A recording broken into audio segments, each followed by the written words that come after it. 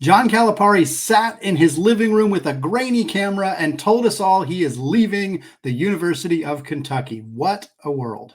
You are Locked On College Basketball, part of the Locked On Podcast Network.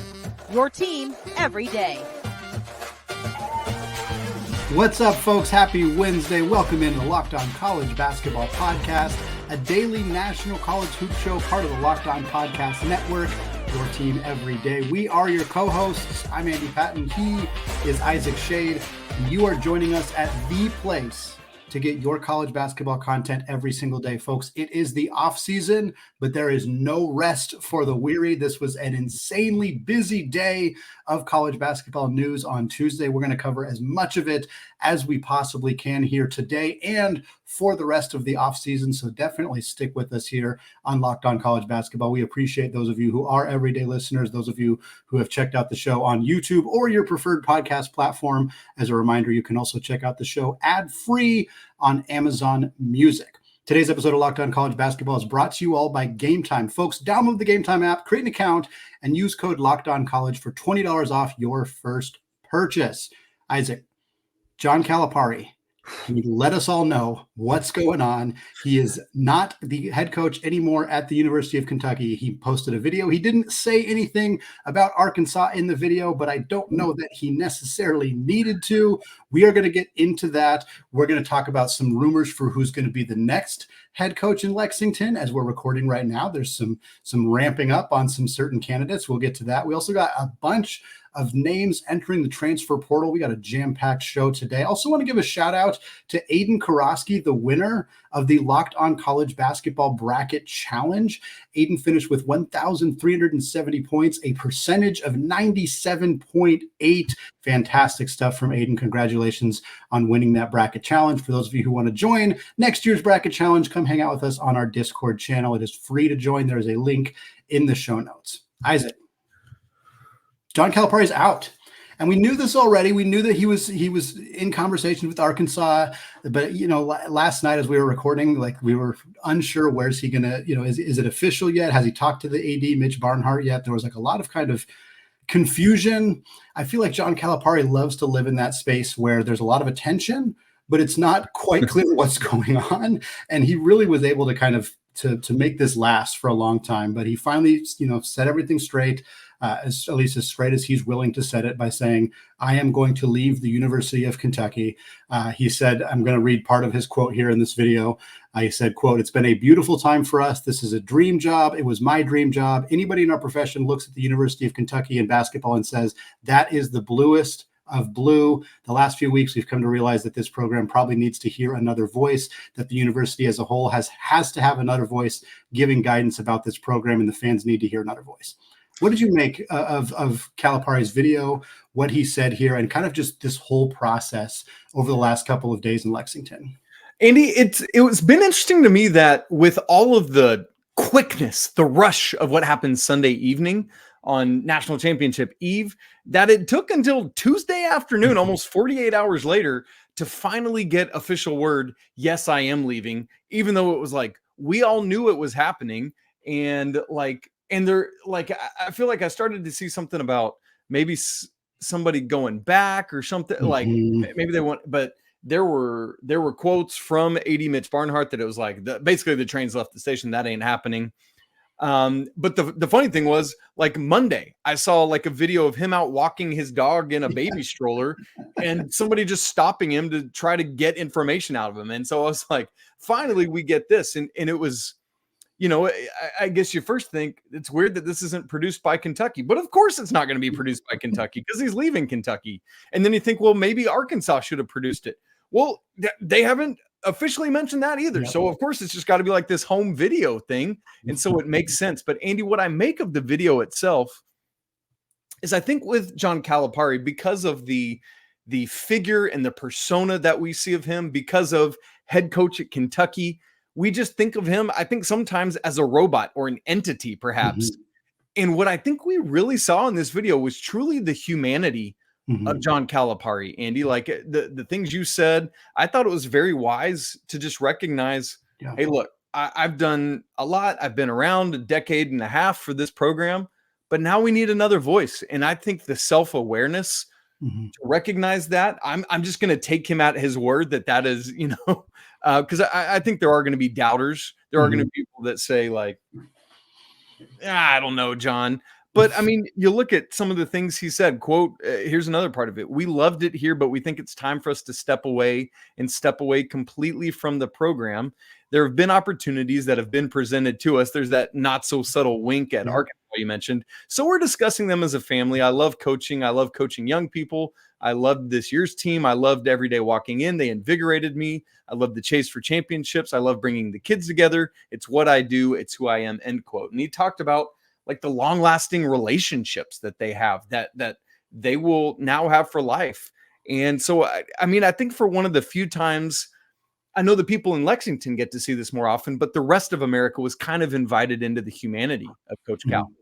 And John Calipari is very good at crafting the image that he wants people to see. And this is not a criticism of all. In fact, this is a necessary requirement to be the head coach at a school like Kentucky. Whoever takes over this job, if they are not able to, make sure that they're crafting their own narrative and that they are, presenting themselves in public the way that they want it to be presented, you get buried if you're not able to do that. Like, this is not a criticism of Calipari, but he definitely he wanted to control the narrative. He wanted to control the messaging. He waited a little longer than I think some people might have, but there's probably some extenuating circumstances from like legal perspective, contract perspective, various other things. And also I do believe that he wanted to keep his name in the news cycle throughout the national championship, which, mission accomplished. He was able to do that. But I also think that, like, I think what he said is genuine. I don't think that he's fabricating this. I do think that he was very intentional about walking his dog on a very public street in a way where people were going to notice him. Like, that wasn't like he didn't just happen to get caught off guard. I don't really buy that. I think that everything that he does is pretty intentional, including that. But I think he meant what he said, and I think he did truly recognize this. And there's, some other elements. There's rumors that he was trying to, get other jobs in like February, that he was interested in the Ohio State job, but that it didn't come together. Like, who knows exactly what's going on behind the scenes, but it's not our job to know that, and it's not his job to disclose that. So I think that saying this nice message of, hey, I valued my time here. I think it's time for somebody else to take over that mantle. We did a lot of great things while I was here. Like, none of that's wrong, and I think that he is genuinely telling the truth. And we will have a longer conversation at another time about kind of just the overall legacy for Calipari, because I think there needs to be a bit of space from it before it can be really fully assessed and evaluated for what it was. But, this is a really fascinating move of him staying in the SEC and going to Arkansas. And I think, looking at the career that he's had with his stops at UMass and Memphis, and of course he had the NBA stop as well, and now at Kentucky, like, Arkansas may be the last place that he goes. And I'm very curious what this stop will do for his legacy. How quickly can he turn this program around? They were kind of a disaster last year, but they're resource rich. I think he's got a potential to do some really good stuff at Arkansas, but I also wonder, like, is this the last dance for John Calipari? I wonder if we'll get a documentary called The Last Dance. That'd be interesting. No, Andy, I think that's the big question here that we want to talk about is Arkansas going to be Coach John Calipari's last stop? Because while we've said about Coach Pitino this year, like, he looks invigorated and a youthful version of the age that he actually is, Cal was the same way. I mean, he looks like, to me, I would have guessed late 50s if I didn't know his age. But this man is 65 years old, Andy. If this was other professions in the world, we would be working on planning his retirement party for next year, right? But not always the case in the coaching profession. And it's like, basically, as long as he wants to keep going, he will. I mean, we've got coaches that get into their low to mid 70s. And so, I mean, he legitimately could be at Arkansas or at least in coaching for another decade if he wanted to, and if he's able to keep going. But I think that's what we're looking at and talking about here is I fully expect that unless we get wacky stuff, Fayetteville, Arkansas will be the last stop of John Calipari's coaching career. What do you think, Andy?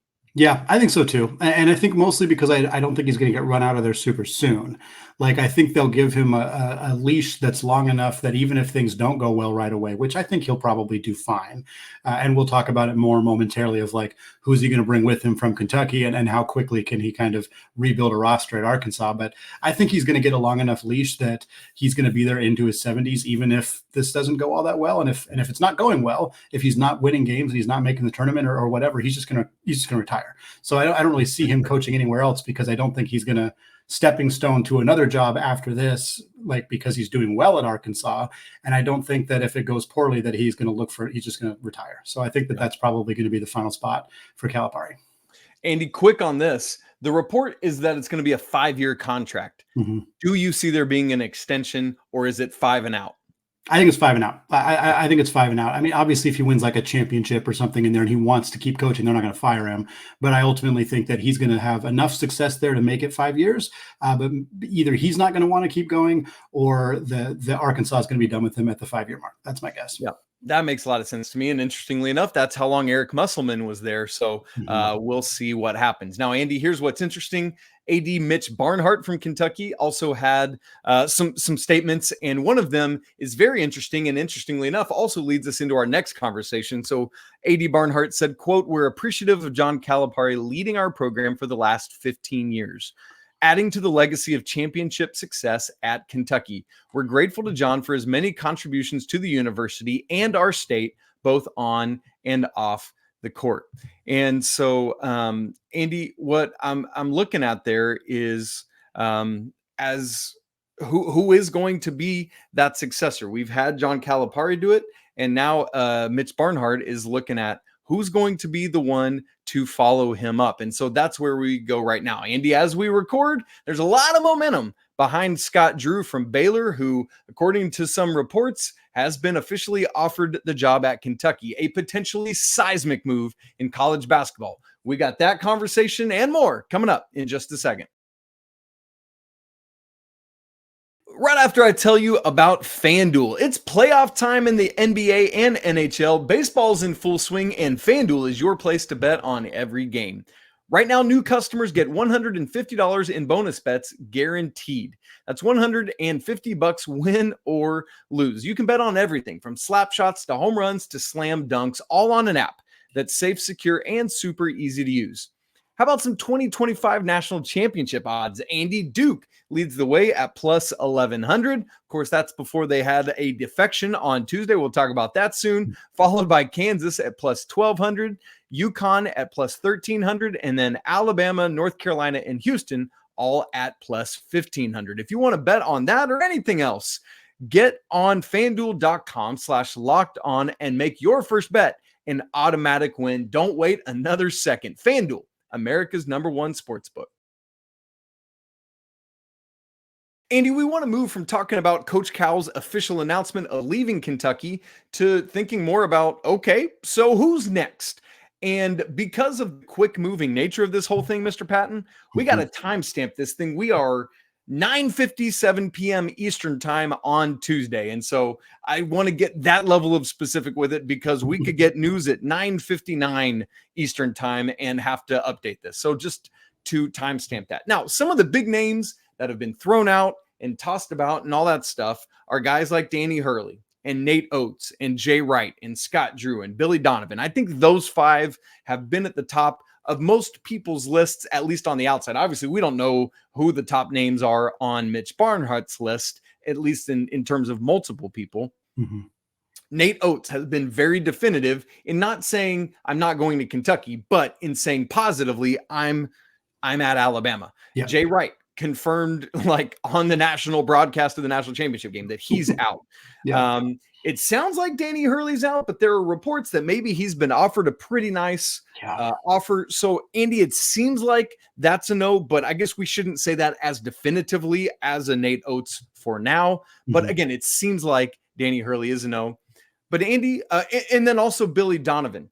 Yeah. By the way, the Bulls, who he's the head coach of, are in the NBA play-in tournament. They've secured a spot there. That's not till April 16th through 19th. But a couple quotes that we learned of on Tuesday. This one's from Lexington's newspaper. Quote, the Herald Leader was told Tuesday that Donovan, who turns 59 in May, is focused completely on his position with the Bulls, and there does not seem to be a high level of interest on his end in a return to college basketball, end quote. I get that and totally agree.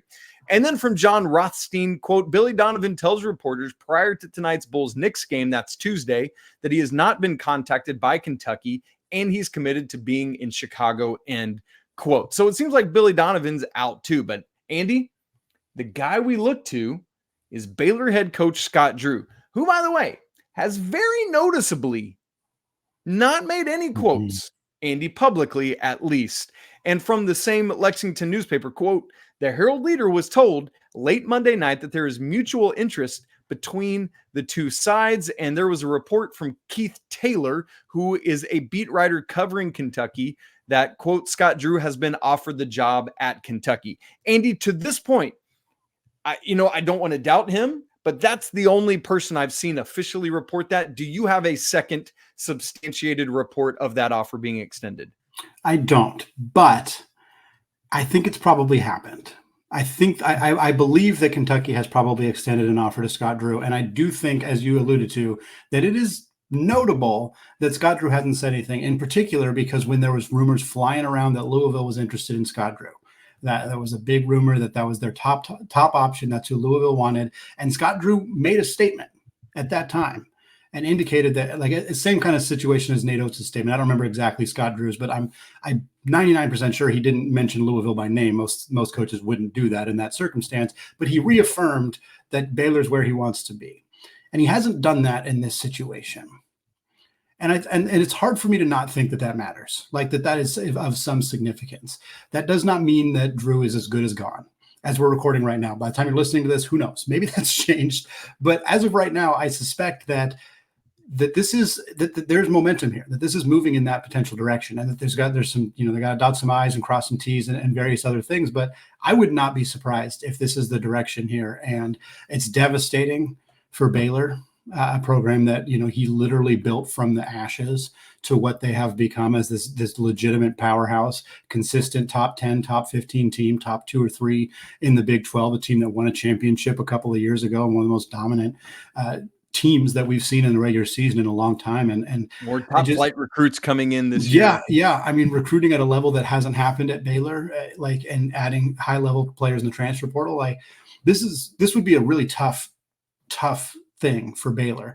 And if it does happen, we'll have conversations about what Baylor can do, because the Scott Drew coaching tree is vibrant, and there's the opportunity for them to potentially poach some other schools in their own conference who have coaches who were longtime assistants at Baylor. So that's an interesting kind of element of this as well. But Drew has the coaching acumen, the temperament, the recruiting ability, the X's and O's ability, the media ability to handle Lexington and Big Blue Nation. Like there are not a lot of coaches who I think can, and a lot of them are the names we've talked about on here.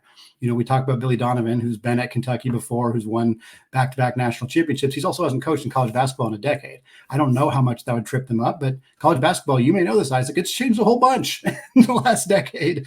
And so that one is interesting to me because of that. But like Danny Hurley could obviously handle it. Nate Oates could handle it. Jay Wright could handle it. But I get why those guys aren't really in the picture right now, with the exception of maybe Hurley, if he's truly getting a huge bag offer from Kentucky. But Drew, there's just not a lot of coaches in my mind that really can hit the ground running with immediate success at Kentucky.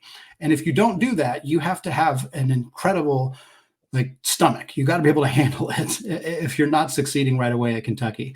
And Drew not only, I think, can do that, but he's not going to fail. Like he would have success there. So that feels like the direction that this is going in my mind. But again, 2 days ago, I would have told you pretty confidently I thought Nate Oates was going to be the head coach at Kentucky. So I don't want to make any statements with any kind of definitiveness until we know for sure. But there's definitely some legs here at least. Well, and heck, Andy, 4 days ago, I would have told you, hey, I think Chris Beard's going to Arkansas. So, right. I mean, it's so wild how quick this has all moved. And Andy, it's really funny. You mentioned Billy Donovan. I had seen something on Twitter, like Chicago had a run out on Tuesday night where I don't even remember who it was. Somebody threw it, like tried to lob themselves off the backboard and just completely bungled it. And everyone was like, Billy Donovan immediately calls Kentucky. He's out. It's so good, man. Twitter is undefeated always. But Andy, what if it is Scott Drew? What a difference in temperament from what we've seen in the last 15 years under John Calipari. Because whereas Coach Cal, as you were talking about in segment 1, is so calculated and precise and all these things. Not that Scott Drew isn't, but he just feels much more open and all these things. Now, would taking the Kentucky job change some of that? Perhaps so.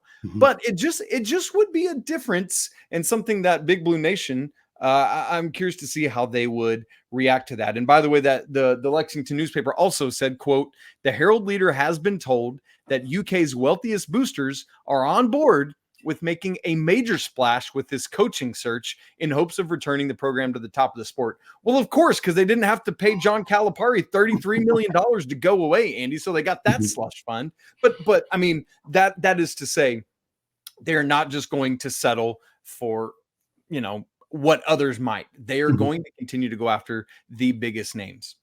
Yeah, and I think it's probably not going to fall further than the names that we have mentioned. There are a few other names that have been tossed out there that I'll toss out there as well, just kind of quickly. But I think this is the next tier options for Kentucky. And while this is a group of very phenomenal coaches, the fact that it's next tier for Kentucky, I think kind of tells you what you need to know about how serious Big Blue Nation and Kentucky is taking this coaching search. Because I think the next name is potentially Sean Miller over at Xavier, another coach who's coached at a high level for a long time, who has a lot of success recruiting and whatnot. And I don't think Bruce Pearl's a super likely option, but it is a name that has been thrown out there quite a bit. Another SEC to SEC potential move there, as well as Buzz Williams at Texas A&M, whose name's been tossed out there. A couple more, Mark Pope at BYU. I'm not sure he's ready for that jump yet, but he is a Kentucky alum. Brad Stevens, another name of somebody who hasn't been in college basketball for a long time. Maybe you call him up and make him say no. And then Tommy Lloyd at Arizona, if he wants to stay coaching the Wildcats, just a different version of the Wildcats. Maybe that's a call you make there. But again, Tommy hasn't had a lot of tournament success, and I think that might be a little scary for Big Blue Nation if he were the call there. But there's a lot of intrigue in this Kentucky job if it doesn't end up going to somebody like Drew or Donovan. But there's gonna some big name coach is going to end up in Lexington. We'll find out who it is hopefully pretty soon. And we'll continue to obviously bring you all of that information. This is going to be a massive story for probably the next several days. And if it's not Scott Drew, then it probably even longer as we go down further on the list. Well, Isaac, we're going to have more conversations about some of the transfer portal ramifications, some of the NBA draft ramifications for Kentucky and Arkansas in particular. We're going to get to that in later shows. But for right now, I want to talk about Duke. I want to talk about another transfer here because for the first time in the Jon Scheyer era for the Blue Devils, they have lost a legitimate contributor to the transfer portal. We're going to talk about that and many other names that have happened to hop into the portal as well. All that coming up. I want to tell you that today's episode of Locked On College Basketball is brought to you by Game Time. Folks, now that the NCAA tournament is over, it's time to go take in some MLB action. Maybe it's a last-minute trip for you and your group of friends. Decide, spur of the moment, we're going to go hit up a game. Great news. Game Time is now the authorized ticket marketplace of Major League Baseball, which makes getting tickets even faster and easier. Prices on the Game Time app actually go down the closer it gets to first pitch. And with killer last-minute deals, all-in prices, views from your seat, and their lowest price guarantee, Game Time takes the guesswork out of buying tickets.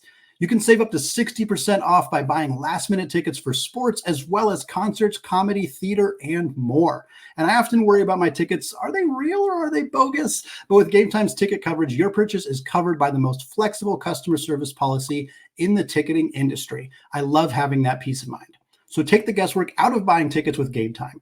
Download the Game Time app, create an account, and use code LOCKEDONCollege for $20 off your first purchase. Terms apply. Again, create an account, redeem code LOCKEDONCollege for $20 off. Download the Game Time app today. Last-minute tickets, lowest prices, guaranteed. All right, Isaac, we're going to switch gears and table some more of the Kentucky and Scott Drew and Arkansas conversation because we're going to have a lot a lot to unpack, to digest, to get through over the coming weeks, coming days here on Locked On College Basketball. But there was a lot of other news that happened on Tuesday morning that we want to try to get to today, as the transfer portal just lit up right after the national championship game. We'll talk about a few of the biggest names, and we're going to start with Mark Mitchell. Coming out of Duke, the first regular contributor to enter the transfer portal under head coach Jon Scheyer. The Blue Devils, Scheyer has done a very good job of keeping talent at Duke. He has not lost a lot of players into the transfer portal. They didn't have a single player leave the portal or leave via the transfer portal last year. They also didn't bring in anybody from the transfer portal. And now we've had Christian Reeves enter the transfer portal, and now the big one, Mark Mitchell. He's gone. He's out. I don't want to say he didn't fit at Duke, because that's not really true, but I'm not sure that he quite reached where people might have expected that he was going to be able to produce, just whether it was just a bad fit in the offense schematically, just the personnel around him didn't mesh with his game. I'm not sure exactly what it was. Maybe you have a different take on his fit at Duke, but I'm not shocked to see him enter the portal. And I'm very curious where he ends up, because he's going to make some team probably pretty darn happy if he can find the right spot. Yeah. And I mean, and I think part of this is just the reality of the world we live in, where, Duke has like -6 scholarships available for next year, basically. And I think there was going to be a minutes squeeze on Mark Mitchell's playing time, whether that relegated him to the bench or not. He's been coming the starting 4 this year, but that's with the team that has not had a true 5, right? And so there's just a lot at play there. He is a very versatile player that contributes to winning in a bunch of different ways, but is just not a great 3-point shooter. This year was just shy of 28% from 3. Shot better last year, was like 35%, and that's really good. So it's like, which of those is the outlier and which is the reality? I think that's part of it that we got to reckon with, Andy. But I think he is the type of player that is going to go somewhere and thrive. This is just his sophomore year, so he's got 2 years of eligibility. Or, I mean, for all we know, he's the type of guy that's going to go somewhere next year, blow up, and be ready to just hop right back in the draft after his junior year. So really interested to see on that one. Andy, perhaps our favorite portal entry on Tuesday was Mr. Rex Specs himself, Robbie Avila from Indiana State, who entered the transfer portal on Tuesday. Unfortunately, the nation was deprived of getting to see him in the NCAA tournament. But if anyone watched the NIT, obviously the Sycamores had some great success making Larry Bird very, very proud. And Andy, the thing though, with Avila entering the portal is that he had a do not contact tag attached to his portal entry. Andy, tell us why that's important. Well, it means that he probably has an idea of where he wants to go, like a pretty strong idea of where he wants to go. When you see a DNC tag on a player in the transfer portal, when their coach has already left and their coach has already gone to a new place, that's usually, you can kind of follow the breadcrumbs and figure out what that means. And it's not always the case. And in this situation for Avila, it's would imply that he's following his coach, Josh Schertz, to St. Louis. Now, I think Avila could play somewhere at the high major level. Gosh, I'd love it. Make that happen. Yeah. But he could go to St. Louis too. In the A10, a team that was not very good last year, but has had reasons not that long ago had some success in the A10. So I'm very curious if that's the direction he's going, or if maybe he did get, a high major program that has, reached out to him or contacted him, or he has a sense that there's a specific place that he wants to go. Who knows? But he's definitely one of the most intriguing names in the portal right now, just because players who pop off at that mid-major level, especially guys who do it in kind of non-traditional ways. If you watch his game, he's got a very kind of like old man bully ball type of game. He's very skilled, but it'll be interesting to see. Like Grant Nelson was a player that people really wanted to track how he did this last year, because he kind of played a style that was a little bit unique, and he was coming from a smaller school in North Dakota State. He obviously had plenty of success at Alabama. I'd be interested to see what happens here with Robbie. I think he's going to have plenty of success, but I'm sad for the Sycamores. It always sucks to see a team kind of get decimated this way. I think all 4 previous starters had already left when he entered the transfer portal. So now all of that starting lineup is gone. You hate to see that for teams like Indiana State, but it's going to be really fun to see where he goes. And if he ends up at St. Louis, it's going to make the A-10 even more fun to watch next year. Man, I just wish Yuri Collins was still there. What a dynamic duo that would be. Good grief, Andy. But yeah, I mean, it's very similar. What's happened after at Indiana State is similar to